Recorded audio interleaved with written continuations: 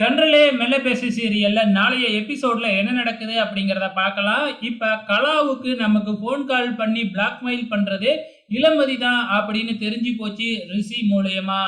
இப்ப பணத்த குடுத்து சரி கட்டலாம்னு வந்த நம்ம கலா, இப்ப இளமதி அப்படிங்கிறதுனால கண்டிப்பா பரமனையும் கூட்டிக்கிட்டு வந்து நம்மள மாட்டி விட தான் பிளான் பண்ணியிருப்பா அப்படின்னு புரிஞ்சுக்கிட்டு, அப்படியே சுத்தியும் முத்தியும் பார்த்தா இளமதியும் பரமனையும் பார்த்தர்றாங்க.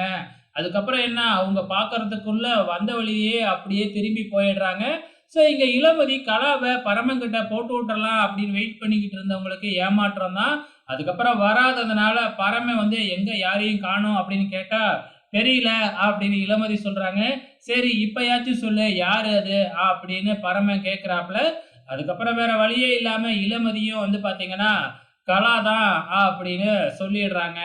பரமன் எப்படி நம்புவாப்ல? நம்ப மாட்டாப்லல்ல சொன்ன உடனே. அதுக்கப்புறம் என்ன, இளமதி கிட்ட தான் ஒரு வீடியோ ஆதாரம் இருக்கு இல்லையா? அந்த அமைச்சர் பையன் சொன்ன அந்த வீடியோ ஆதாரம், அத காமிச்சிருப்பாங்களாட்டுக்கு.